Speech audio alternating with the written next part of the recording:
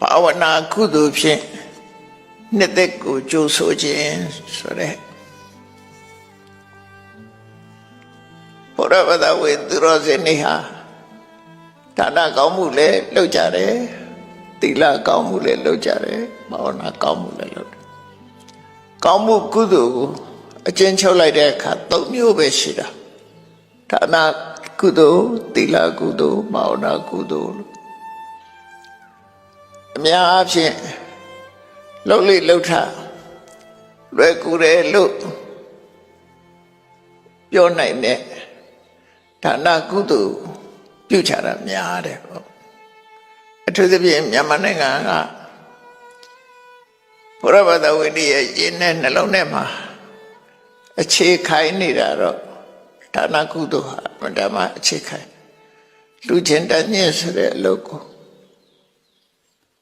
ရိုးရအလုပ်တစ်ခုလို့ကြိုးစားအထောက်နေတဲ့ဒီကုသိုလ်ကောင်းမှုပါပြုလုပ်ကြတယ်အဲ့ဒီတဲ့တစ်စစ်တက်ပြီးတော့သီလကုသိုလ်တကယ်တော့လေဒါနကုသိုလ်ဆိုတာလုပ်ဖို့ခဲရပါတယ်ဘာကြောင့်ခဲရတာတော့လို့ဆိုလောကမှာလူတိုင်းတတ္တဝါတွေရဲ့ပင်ကိုယ်စိတ်ကကိုချိုးကိုအလေးပေးခြင်းလို့ဆိုရဲကိုယ်သာကောင်းစားလို့ခြင်းလို့ဆိုရဲမစ္စရိယတရားရဲ့အဟံတာကကြီးမားတယ်ပေါ့ဒါကြောင့်မလို့ဒါနကုသိုလ်လုပ်ဖို့ဆိုတာလေလွယ်တော့လွယ်တဲ့ကိစ္စမဟုတ်ဘူးသို့တော့ဘာသာတရားရဲ့အဆုံးအမပြီးရဖလားသွေးတဲ့သားတွေကနေပြီးတော့ရှုံကြည်မှုဆိုတဲ့ဆန္ဒစွမ်းအားနဲ့မစ္စရိယဆိုတဲ့ကိုကြိုးသာကြည့်တဲ့စိတ်ဓာတ်မျိုးဟာဘုရားဘာသာဝင်မြန်မာလူမျိုးတွေရဲ့ရင်ထဲမှာတခြားလူမျိုးတွေနဲ့ရှင်းလိုက်ရောပါတယ်နေပါတယ်လို့ပဲပြောရမှာဖြစ်တယ်။ဒါကြောင့်ဒါနကောင်းမှုလုပ်တဲ့နေရာမှာမြန်မာပြည်ကလူတွေကထိတ်တန့်မှရှိနေကြတာနောက်ကုသိုလ်တစ်ခုကတော့သီလကုသိုလ်လို့ခေါ်တယ်သီလကုသိုလ်ဆိုတာတော့ကာယကံနဲ့ဝစီကံကိုဖော်ဆောင်ကြတဲ့အခါမှာစီကံအတွင်းကကာယကံဝစီကံကိုစီကံနဲ့ထိန်းချုပ်ပြီးတော့ပြုလုပ်တာကိုသီလလို့ခေါ်တာပါသီလဆိုတာအပိုင်းခြားအကန့်အသတ်ဘာမလုပ်ပါဘူးဆိုတဲ့အကန့်အသတ်နော်ထူးသဖြင့်သူများတဲ့မတတ်ပါဘူးသူများဥစ္စာမတရားမယူပါဘူးသူတို့ဘာသာတရားမပြစ်မှားပါဘူးဆိုတဲ့လူမှုရေးနဲ့ပတ်သက်တဲ့ဒီဟာကိုလိုက်နာတာပေါ့ဒါသီလဆိုတာနော်နောက်နှုတ်နဲ့ပတ်သက်ပြီးတဲ့အခါကျတော့မဟုတ်တန်တရားပြောပြီးတော့တစ်ဖက်သားပျက်စီးတော့အောင်မလုပ်ပါဘူးနောက်ပြီးတော့အယက်သေးစားတောက်စားပြီးတော့ကိုယ့်ရဲ့တမိုးရှိလာတဲ့အသိဉာဏ်တွေပြောက်အောင်မလုပ်ပါဘူးလို့ဆိုတဲ့အခြေခံ၅ပါးသီလပေါ့အဲ့တော့ကိုချင်းတရားရဲ့အဓိကအနှစ်ချုပ်ကတော့နှုတ်ကိုထိမ့်သိမ်းဆောက်ရှောက်ခြင်းနဲ့ကိုယ်အပြုမှုကိုထိမ့်သိမ်းဆောက်ရှောက်ခြင်းဘာကြောင့်လို့ဆိုရင်လောကမှာတုံးနဲ့တူဆက်ဆံကြတဲ့အခါမှာစကားပြောပြီးတော့ဆက်ဆံတာဖြစ်ကိုပြောလိုက်တဲ့အပြောတစ်ခုဟာတစ်ဖက်သားကိုထိခိုက်နစ်နာသွားစေတယ်ဆိုရင်အဲ့ဒီပြောမျိုးမပြောပါဘူးလို့ဒါနှုတ်ကိုထိန်းချုပ်ဆုံးဒါမို့လို့ပါဠိစာပေမှာသီလကိုတန်ယမလို့လည်းခေါ်တယ်တန်ယမဆိုတာစောင့်စည်းခြင်းပဲအဲ့ဒီစောင့်စည်းခြင်းဖြင့်သီလကုသိုလ်ရရှိကြတယ်ပေါ့အဲ့တော့နှုတ်ကိုစောင့်စည်းတယ်ကာယကံကိုစောင့်စည်းတယ်ဝစီကံကိုစောင့်စည်းတယ်ပေါ့စိတ်ကိုစောင့်စည်းတာတော့သီလထဲမှာမပါဘူးဘာလို့လဲဆိုစိတ်แท้ဖြစ်နေတာ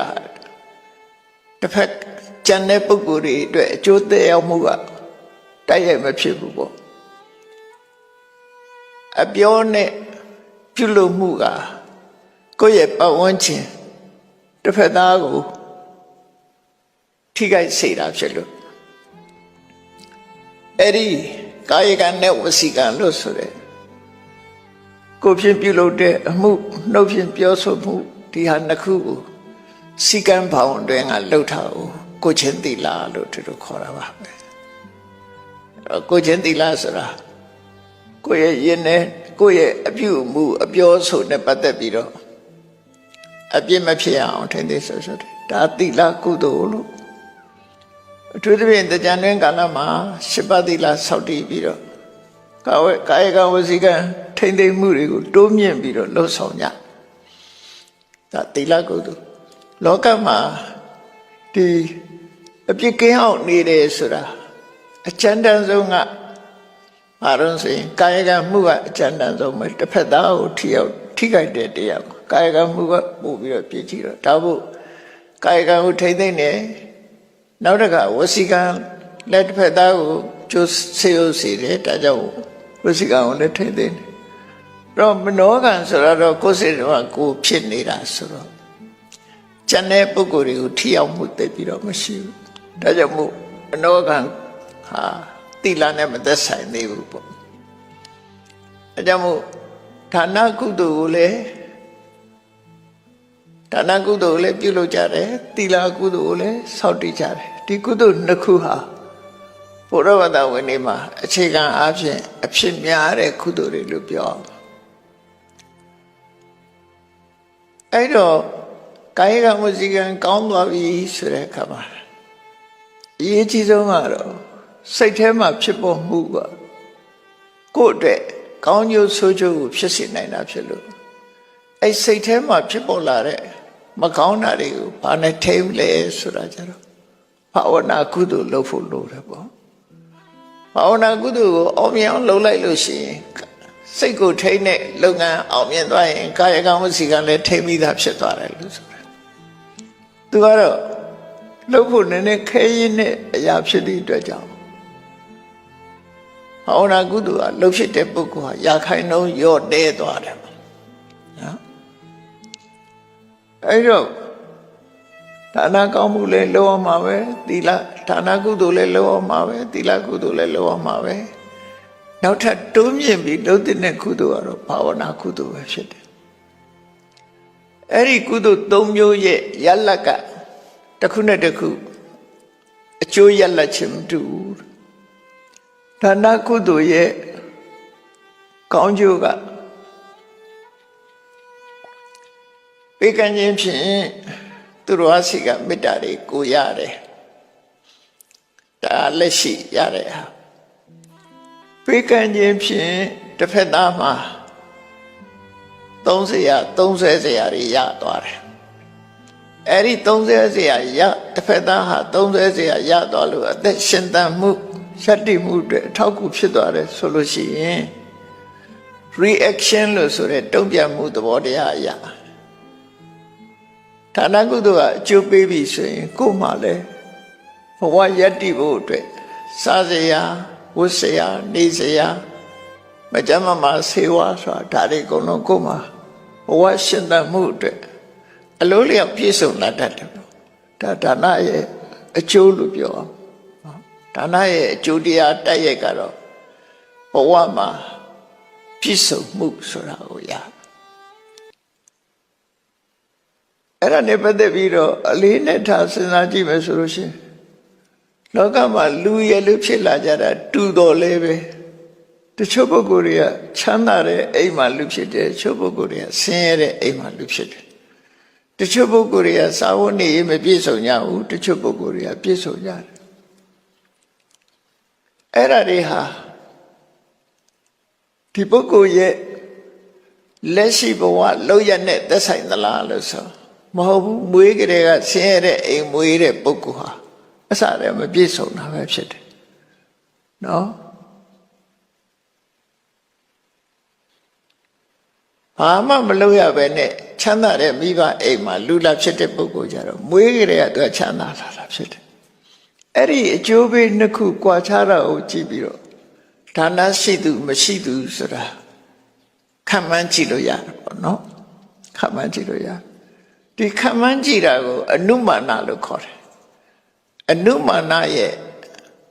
အဓိပ္ပာယ်ကတော့အကြောင်းကိုကြည့်ပြီးတော့အကျိုးကိုသုံးသပ်တာ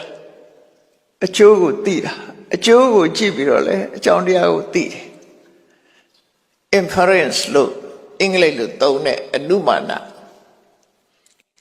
သူကတစ်ခုမြင်တာနဲ့ခြံတစ်ခုကိုသိနိုင်တယ်ဥပမာမဲ့ပင်လယ်ထဲမှာဖြစ်ပေါ်နေတဲ့လေဖီအားနဲ့ရဝန်းတို့ပင်လယ်ထဲမှာဆင်းနေတဲ့ရှာတိဥရုအနေထားကိုကြည့်ပြီးတော့ဘယ်နေ့မှမုန်တိုင်းဖြစ်လိမ့်မယ်တို့ဒါအကြောင်းဖြစ်ပေါ်နေတဲ့အကြောင်းတစ်ခုကိုကြည့်ပြီးတော့ဖြစ်ပေါ်လာမဲ့အကျိုးတရားကိုကြွတင်ပြီးတော့ဟောကိန်းထုတ်တာအဲ့ဒါအနုမာနလို့ခေါ်တယ်ဗျာနော်မိကိုမြင်တာနဲ့မိမမြင်ရပါမယ်လို့မိကိုတွေတက်လာတာကျင်ဟိုမှမိလောက်နေတယ်လို့ပြောကြတယ်ဒါလည်းမိကိုကအကျိုးမိရဲ့အကျိုးမိလောက်တာကအကြောင်းတရားအဲ့တော့အကျိုးကိုကြည့်ပြီးတော့အကြောင်းကိုခန့်မှန်းပြီးတော့ပြောဆိုတာတခါအကြောင်းကြည့်ပြီးတော့လည်းအကျိုးကိုခန့်မှန်းပြောဆိုတယ်ပင်ထဲမှာဖြစ်ပေါ်နေတဲ့အကြောင်းတရားကိုကြည့်ပြီးဖြစ်ပေါ်လာမဲ့အကျိုးတရားမုန်တိုင်းတို့ပိုးရွာတာတို့ဒါပြောရဖြစ်မယ်ဆိုကြွတင်ပြောတယ်အဲ့ဒါကိုအနုမာနလို့ခေါ်တယ်အခုလေးပဲလူတယောက်ဟာချမ်းသာတဲ့မိဘအိမ်မှာလူလာဖြစ်တယ်ဆိုတော့သူဘဝတုန်းကဒါနကောင်းမှုတွေလုပ်ခဲ့တယ်လို့သူတို့သိလို့ရတယ်ပေါ့နော်ဆင်းရဲတဲ့မိဘအိမ်မှာစာဝတ်နေမပြည့်စုံတဲ့ဘဝနဲ့ရှင်ဆိုင်ရတယ်ဆိုတဲ့လူသားတယောက်ကိုတော့အတိတ်ဘဝတုန်းကဒါနနေခဲ့တယ်ကိုလို့ဒီလိုပြောလို့ရတယ်ဒါကဘုရားဟောကြားတဲ့ကြောင်းကျိုးကြည့်ပြီးတော့အနုမာနညာနဲ့ဆင်ញင်သုံးသပ်မှုလို့ဆိုလို့အဲ့တော့ဒါနကောင်းမှုရဲ့အကျိုးတရားကတော့ဘဝမှာပြည့်စုံခြင်းဆိုတဲ့အကျိုးတရားကိုပေးတယ်တခါသီလကောင်းမှုကြတော့ဘာလဲလို့ဆိုရင်သီလကောင်းမှုလူတွေဟာဘဝရလာတဲ့အခါမှာတချို့ကငယ်ငယ်လေးတွေကယောဂရတယ်အသက်တိုးကြတယ်တချို့ကတော့ကျမ်းမာတယ်အသက်ရှည်တယ်ဒီနှစ်ဦးဟာဘာကြောင့်ကွဲနေရတယ်လဲဘာကြောင့်မတူရတာလဲသူလည်းလူပဲကိုယ်လည်းလူပဲဘာကြောင့်ကွဲရတယ်လဲဆိုအတိတ်ဘဝအကြောင်းတစ်ခုနဲ့တော့သက်ဆိုင်သွားပြန်တယ်ပါဏာတိပါဒလုံခဲ့တဲ့ပုဂ္ဂိုလ်ဟာဒီဘဝမှာသက်ရှည်ခြင်းကျမ်းမာခြင်းဆိုတာဖြစ်တယ်ပါဏာတိပါဒတွေများစွာကျွလွန်ခဲ့တဲ့ပုဂ္ဂိုလ်ကြတော့မွေးလာကလေးကယောဂတွေနဲ့အသက်အန္တရာယ်ပြုမဲ့ယောဂတွေဖြစ်နေတာတို့အသက်တိုးတာတို့ဒါတွေကြုံရပြန်ဒါလည်းပဲအတိတ်ကလုပ်ခဲ့တဲ့သီလကုသိုလ်နဲ့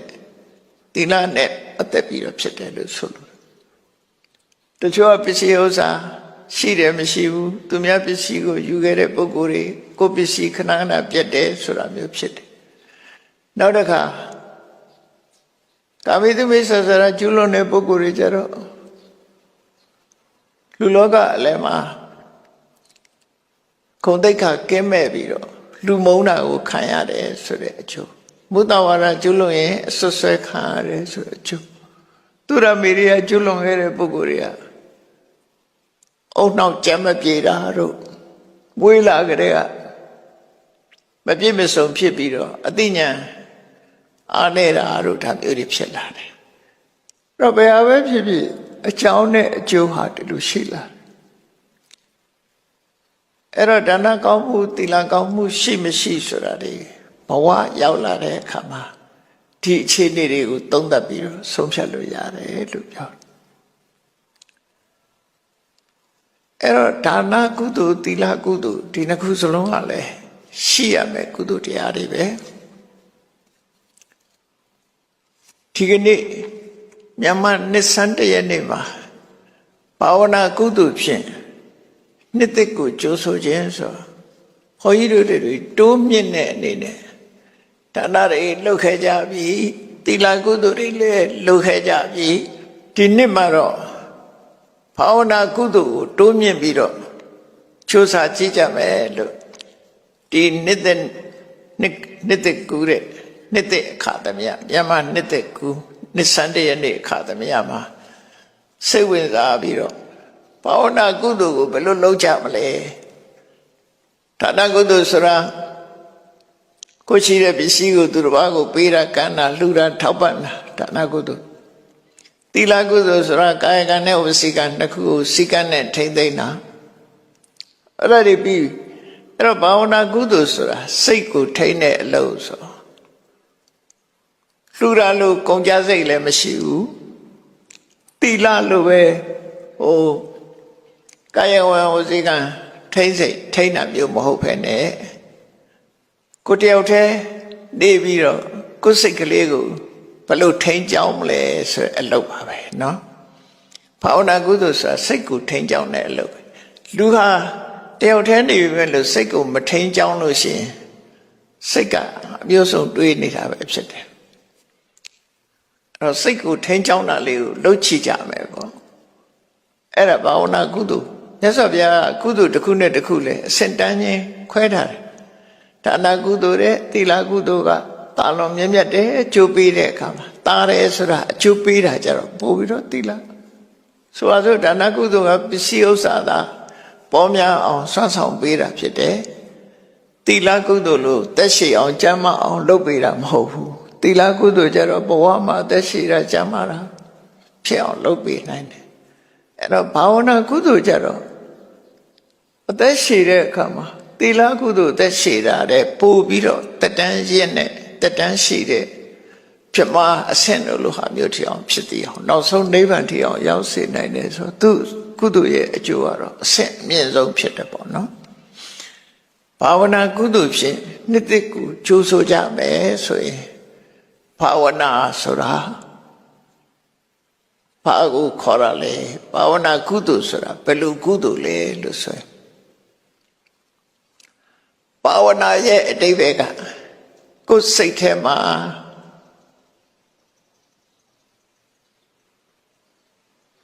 တတိစွမ်းအားတမာတိစွမ်းအား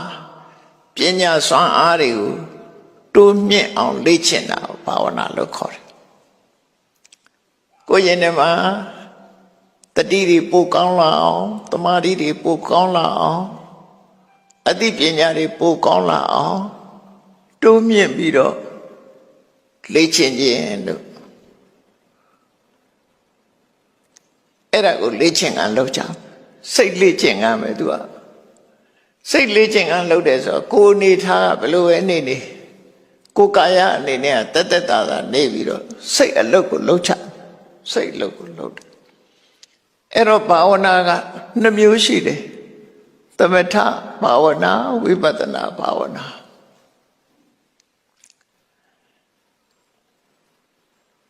လုပ်ငန်းနဲ့ပြောတဲ့အခါမှာခုနကကုသိုလ်နဲ့ပြောတဲ့အခါမှာဒါနကုသိုလ်သီလကုသိုလ်ဘာဝနာကုသိုလ်လို့သူတို့ခေါ်တယ်အခုသီလသမာဓိပညာဆိုတဲ့လက်တွေ့ကျင့်တဲ့သိက္ခာ3ရပ်နဲ့ပြောမယ်ဆိုလို့ရှိရင်သီလကျင့်စဉ်ပြီးရင်သမာဓိကျင့်စဉ်ပြီးပညာအဲ့တော့အဲ့ဒီဘက်ကပြောမယ်ဆိုရင်ဘာဝနာဆိုတာသမာဓိနဲ့ပညာကိုတိုးမြင့်အောင်လုပ်တဲ့ကုသိုလ်မျိုးပဲဖြစ်တယ်သမာဓိနဲ့ပညာကိုတိုးမြင့်အောင်လုပ်တဲ့ကုသိုလ်မျိုးအဲ့ဒါလိုလုပ်တဲ့အခါမှာသမထနဲ့ဝိပဿနာလို့ဆိုပြီးတော့2မျိုးရှိတယ်သမထကသမာဓိကိုဖြစ်အောင်ကြိုးစားခြင်းနဲ့ဝိပဿနာကပညာကိုဖြစ်အောင်ကြိုးစားခြင်းပဲမြန်မာလိုပြောမယ်ဆိုရင်သမာဓိဆိုတာစိတ်ကလေးညင်အောင်ထားမယ်ပညာဆိုတာအသိပညာတွေတိုးတက်လာအောင်လုပ်ပဲသမာဓိနဲ့ပညာကိုတိုးမြင့်တဲ့အလုပ်ကိုဘာဝနာအလုပ်လို့ခေါ်တာပဲအဲ့ဒါဟာကုန်ကြစိတ်လည်းလုံးဝမရှိတဲ့ဟာအဖော်လည်းမလို့ကိုတယောက်တည်းနေပြီးတော့လုပ်လို့ရတဲ့ကိစ္စအဖော်မပါရင်ပို့ပြီးတော့အောင်မြင်မှု ရှိတဲ့ကိစ္စဆိုဒီဘာဝနာလို့ဟာဒီယရဏသုတ်ထဲမှာပါတယ်လို့လတ္တာမုဒ္ဓနိဗ္ဗုတိန်ပုံစမာနာဆိုလတ္တာမုဒ္ဓဆိုကုန်ကြစိတ်မရှိဘဲနဲ့ရတယ်ရှိပဲတန်မိုးကြီးတယ်ဟာနော်ကုန်ကြစိတ်နဲတယ်ပေါ့ကုန်ကြစိတ်မပါပဲနဲ့အကုန်ကြမရှိတဲ့အရာအဲ့ဒါနဲ့ရတဲ့အကျိုးမြတ်ကြတော့အမတမတန်မိုးကြီးတယ်လို့ဆိုတယ်ပေါ့အဲ့တော့ဒီသမထဘာဝနာဝိပဿနာဘာဝနာဒီနှစ်ခုရဲ့သဘောထားလေးကိုအရင်ကြည့်မယ်ဆိုလို့ရှိရင်သမထကဘာကိုလှုပ်တာလဲဝိပဿနာကဘာကိုလှုပ်တာလဲလို့ဆိုမြတ်စွာဘုရားကသမထအလုပ်ဆိုတာတဲ့တမာတိစိတ်ကိုတိုးမြင့်ပေးတာဖြစ်ပါတယ်လူတွေရဲ့တဏ္ဍမှာဖြစ်တဲ့စိတ်ကလေးကိုတမာတိတရားကိုတိုးမြင့်ပေးတာအဲ့တော့လူတွေရဲ့စိတ်ဆိုတာအငြိမ့်နေတာမှမဟုတ်တာလူကသာငြိမ့်နေပြီမဲ့လို့စိတ်ကဟိုတွေးလိုက်ဒီတွေးလိုက်နော်အမြဲတမ်းရောက်ရက်ခတ်ပြီးတော့အာယုံရှိတဲ့ဘက်ကိုအမြဲရောက်တာစိတ်ဆိုတာဟိုအာယုံရောက်လိုက်ဒီအာယုံရောက်လိုက်ဒါကြောင့်မို့မြတ်စွာဘုရားကစိတ်ကိုဘာနဲ့ဥပမာပေးထားတော့ဆိုစိတ်ဟာမြောက်လိုပဲတဲ့မြောက်တကောင်ဟာတစ်ပင်မော်နေတဲ့အခါမှာငြိမ်ငြိမ်လေးနေတာမဟုတ်ဘူးဟိုကိုင်းဆွဲလိုက်ဟိုဘက်ခုန်ကူးလိုက်ဒီကိုင်းဆွဲလိုက်ဟိုဘက်ခုန်ကူးလိုက်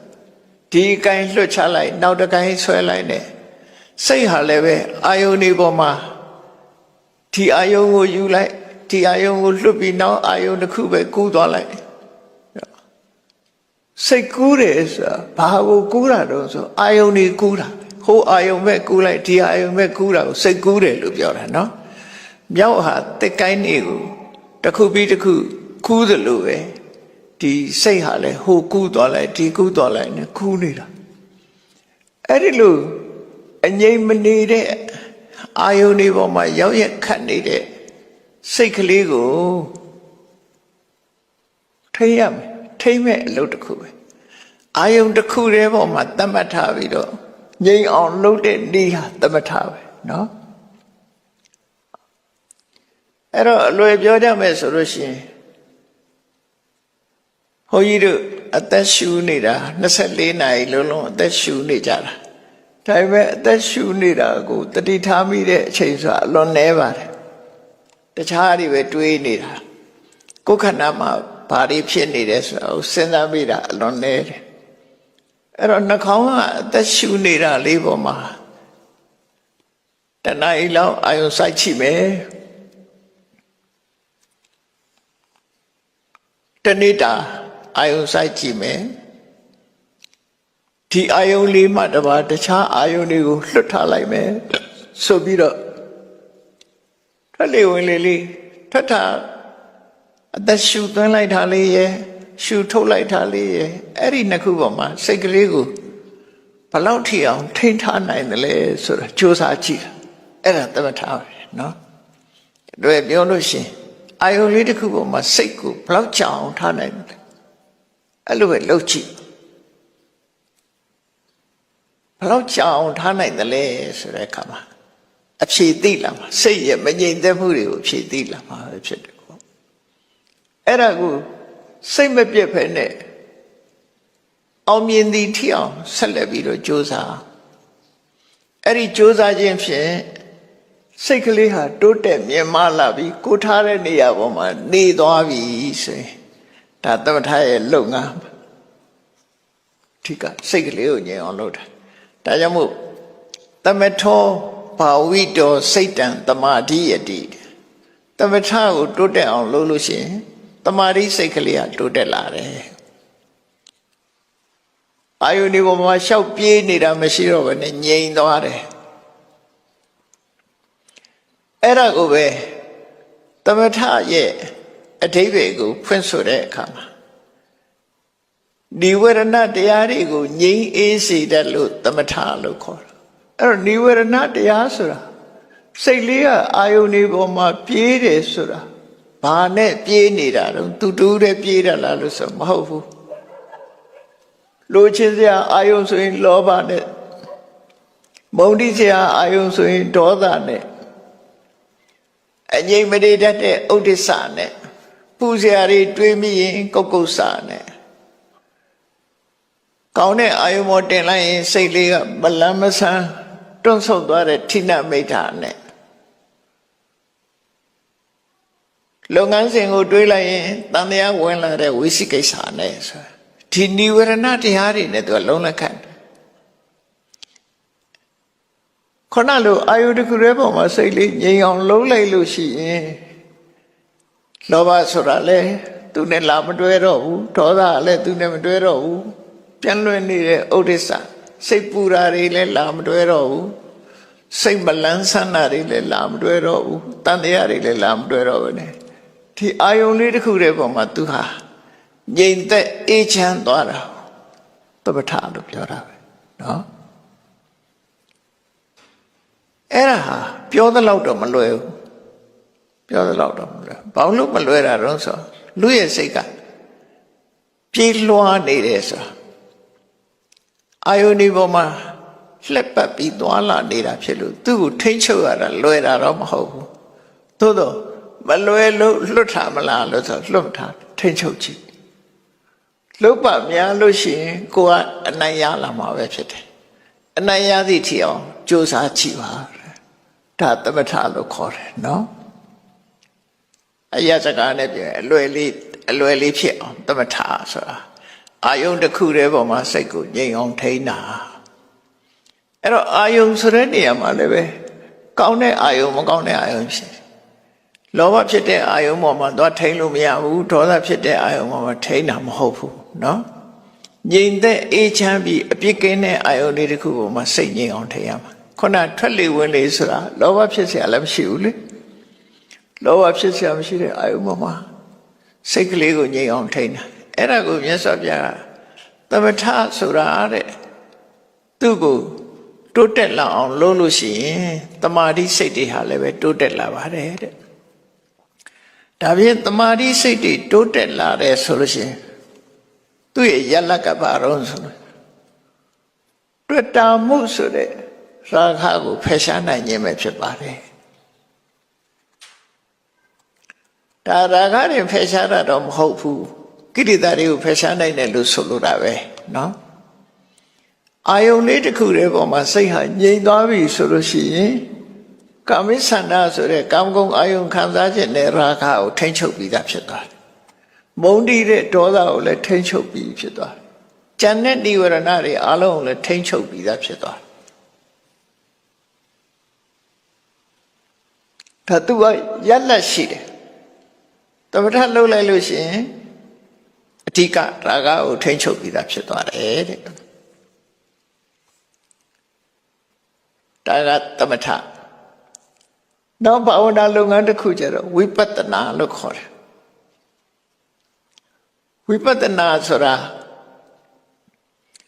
စိတ်ကိုထိန်းချုပ်ထားတာမဟုတ်ဘဲနဲ့တဘာဝတရားတစ်ခုကိုဆင်ခြင်သုံးသပ်ပြီးသိအောင်ကြိုးစားတာ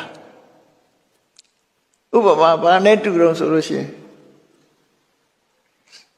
စိတ်တို့ကြောက်တို့တမိုးကြီးတဲ့အရာတစ်ခုကိုဝဲမယ်ဆိုလို့ရှိရင်ဘာကြည့်တာတော့သူကအပြစ်ဘာအပြစ်တွေရှိသလဲအပြစ်ကင်းသလားအပြစ်ရှိသလားဆိုစိတ်တို့ကြောက်တို့ကိုယ့်ရဲ့နီးပညာနဲ့မျက်စိကထိုးပေါက်မမြင်နိုင်လို့ရှိရင်မှန်ဘလူးနဲ့နော်ကြည့်တဲ့ကရိယာနဲ့စမ်းသပ်ပြီးတော့အပြစ်နာစာကိုရှာကြည့်တာအဲ့တော့ဝိပဿနာဆိုတာလေအဲ့ဒီလိုစိတ်တို့ကြောက်တို့ကိုအပြစ်ရှာကြည့်တယ်လို့ကိုယ့်ရဲ့တဏ္ဍာမှာဖြစ်နေတဲ့ခန္ဓာအာရဏဓာတ်တွေကိုရှာကြည့်တာအပြစ်ရှာကြည့်တာတော့အဲ့တော့အပြစ်မရှာဘူးတာမန်ကြည့်မယ်ဆိုရင်စိတ်ဟာစိတ်ပဲကြောက်ဟာကြောက်ပဲဒီလိုပဲတွေ့ပါပဲအပြစ်မရှာပဲနေလို့ရှိရင်ရှုံးတဲ့တရားတွေရဲ့အပြစ်ကိုတွေ့မှာမဟုတ်ဘူး အဲ့တော့ဝိပဿနာနဲ့အသိပညာနဲ့စူးစိုက်ပြီးတော့အပြစ်ရှာလိုက်တဲ့အခါမှာဒီနေရာမှာမကောင်းတာလေးပါနေပါလားကြောက်ဆိုလို့ရှိရင်မကောင်းတဲ့အပြစ်အနာစာတွေပါနေပါလားစိတ်မှာဆိုလဲမကောင်းတဲ့ဟာတွေပါနေပါလားလို့ဆိုတာသူအပြစ်တွေ့လာတဲ့အခါမှာတမိုးကြီးကြီးပေးတော့မှမဟုတ်တော့ဘူးအဲ့ဒီပုံမှာဒီအမှန်တရားကိုသိလာတယ်အဲ့ဒီလိုအမှန်တရားသိအောင်ဝိပဿနာဉာဏ်ဆိုတာရှုံဏသင်္ခါရတရားတွေကိုပြစ်ရှာပြီးတော့ကြည့်အဲ့ဒီပြစ်ရှာကြည့်လို့အပြစ်တွေ့တဲ့အခါမှာ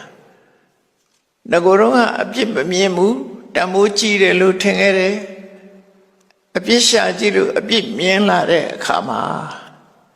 ဝိပဿနာတရားပွားတော့ဘာအကျိုးရတော့ဆိုတော့အမှန်မမြင်ခြင်းဆိုတဲ့အဝိဇ္ဇာကိုဖယ်ရှားနိုင်ခြင်းအကျိုးရတယ်သူအမှန်မသိပဲနဲ့မှားနေတာဒါလေးကသိကောင်းတဲ့စိတ်ပဲဒါလေးကသိကောင်းတဲ့ကြောက်ပဲလို့တမိုးတွေကြီးတယ်လို့ထင်လာတဲ့ဟာအပြစ်တွေ့လိုက်တဲ့အခါနဲ့တမိုးကရောချသွားတယ်အဲ့ဒါလိုပဲအဝိဇ္ဇာဆိုတဲ့အမှန်မသိမှုကို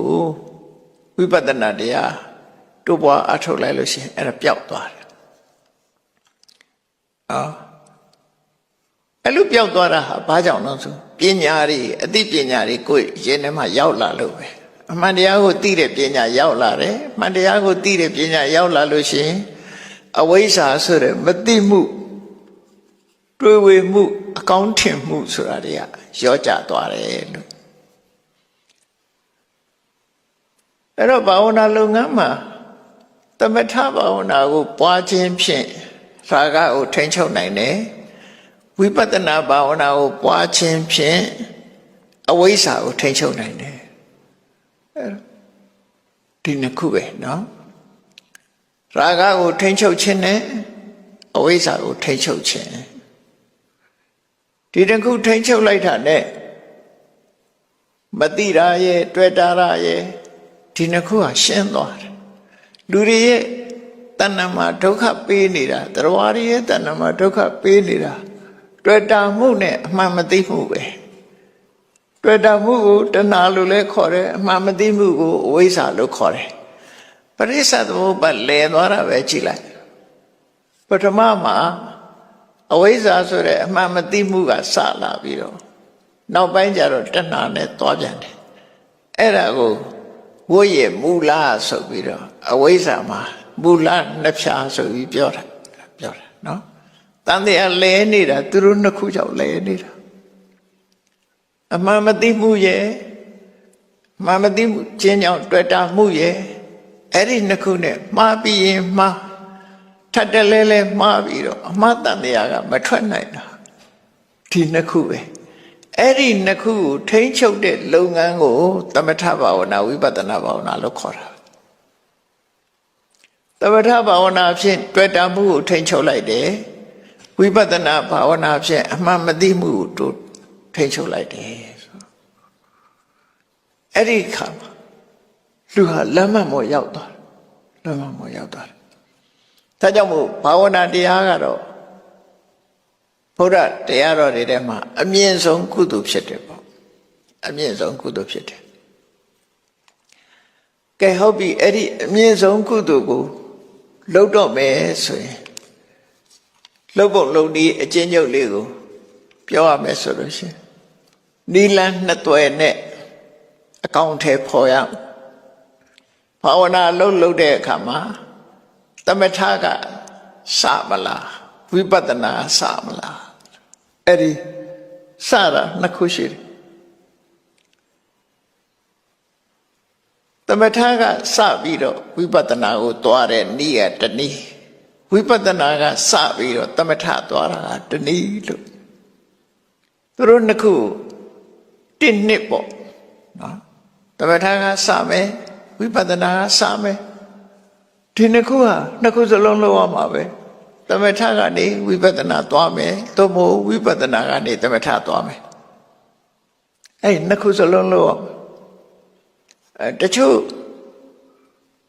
ဟောပြောနေတာလေးတွေရှိတယ်သမထမလုံးရဘူးလို့ဝိပဿနာပဲလုံးအောင်မလို့ဆိုတာအဲ့ဒါတွေကတချို့ဟာကြတော့စကားလွန်နေတာတွေဖြစ်တယ်နော်စကားလွန်နေတာတွေဖြစ်တယ်နားမရောက်မှုတို့တယ်အဲ့ဒါသမထရောဝိပဿနာရောသမထဆိုတာတမာတိကိုပြောတာဝိပဿနာဆိုတာပညာကိုပြောတာလောကမှာတွေကြီးပဲအကုန်လုံးနော်တိဆောက်မှာတွေကြီးပဲအကုန်လုံးအဲ့တော့သွားတဲ့အခါမှာဘာဝနာလုပ်တဲ့အခါမှာသမထကစပြီးတော့ဝိပဿနာသွားမလားဝိပဿနာစပြီးတော့သမထကိုသွားမလားလို့လမ်းတစ်သွယ်ရှိတယ်နှစ်သွယ်စလုံးပယ်လိုက်ပဲဖြစ်ဖြစ်သွားလို့ရမယ်သွားရမယ်သို့တော့နောက်ဆုံးလမ်းတစ်ခုဟာ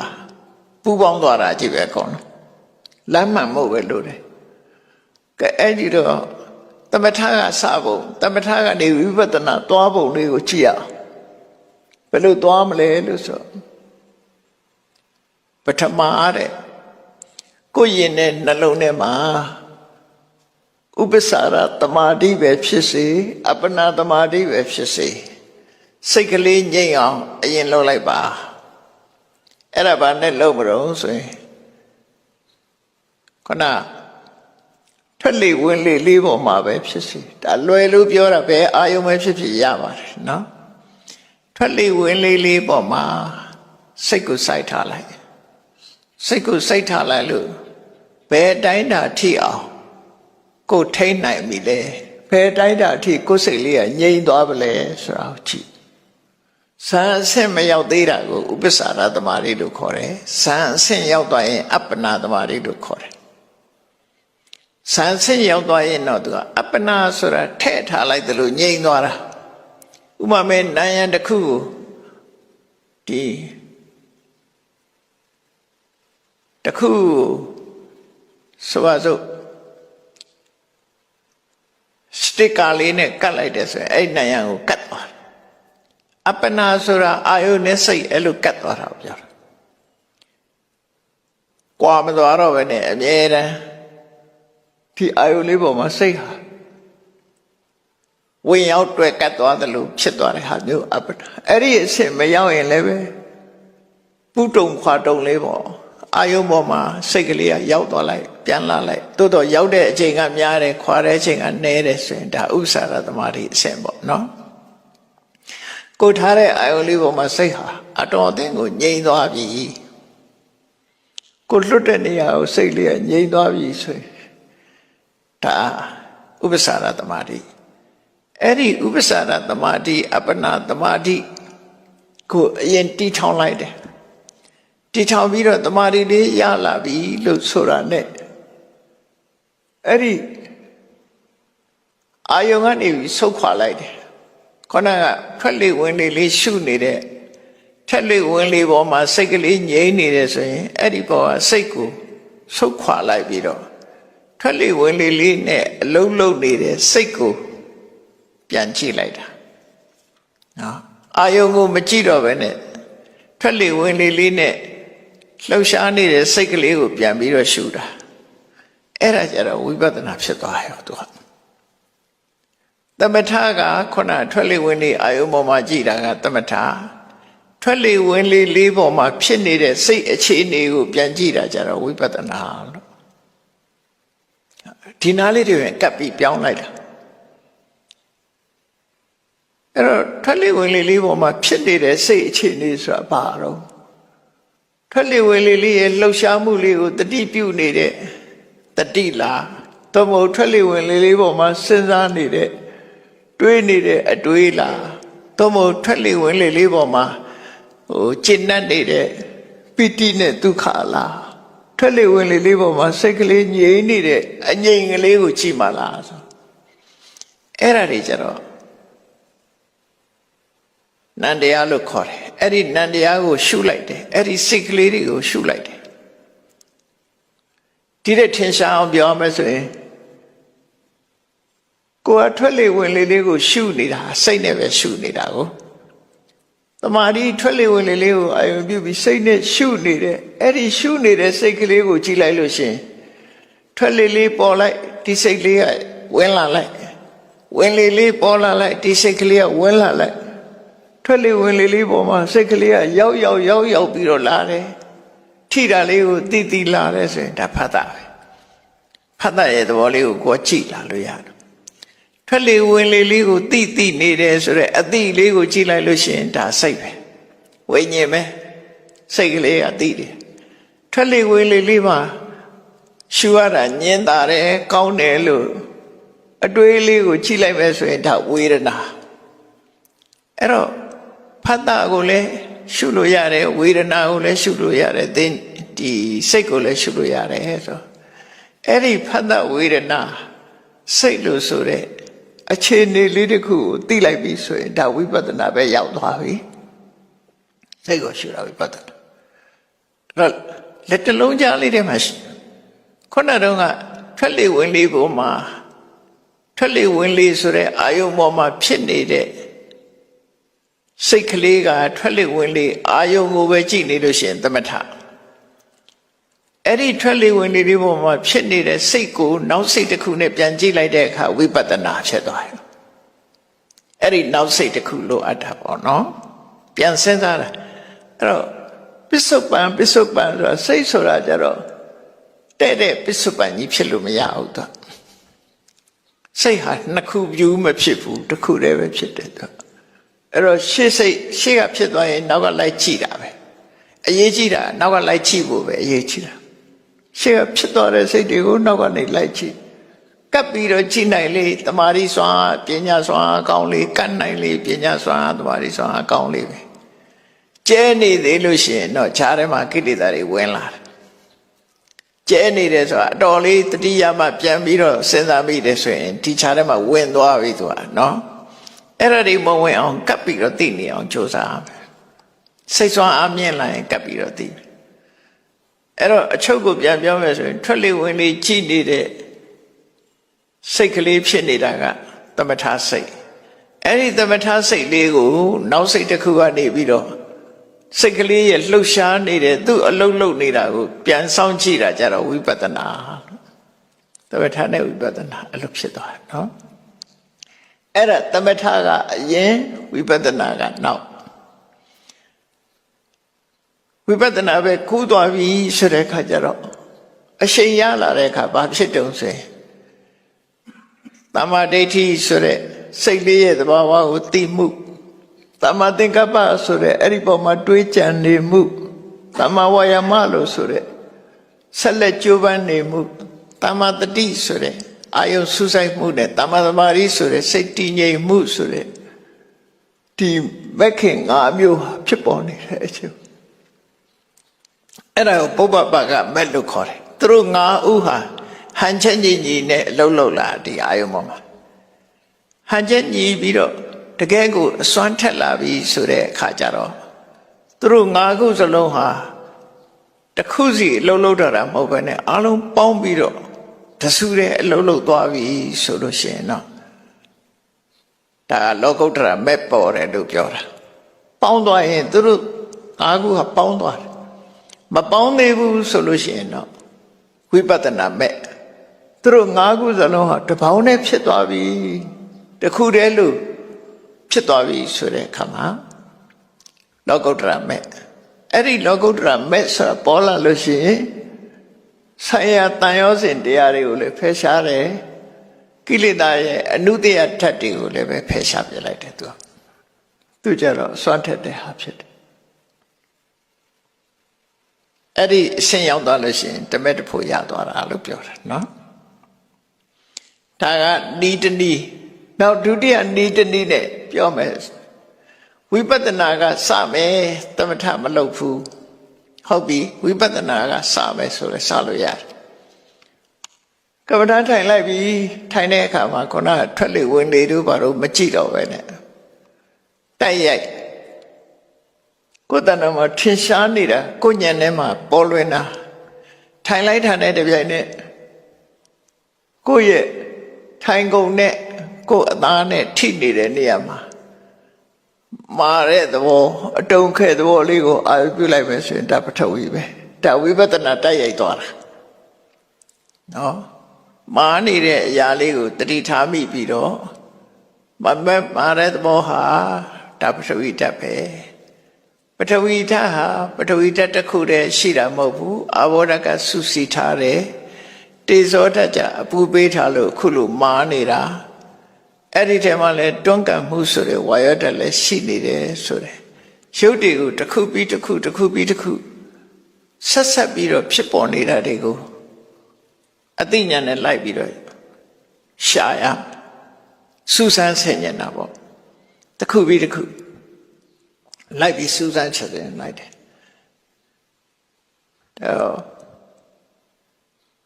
ဝေဘူးဆရာတော်ကြီးရဲ့တရားဆိုပြီးတော့ဖတ်ဖူးတယ်ဝေဘူးဆရာတော်ကြီးကဘာလို့တုံးလို့ဆိုလက်ညှိုးလေးနဲ့လက်မလေးနဲ့ပုတ်နေတယ်လို့ကြားဘူးတယ်ဘုံကြားဘူးတော့ပြောတာနော်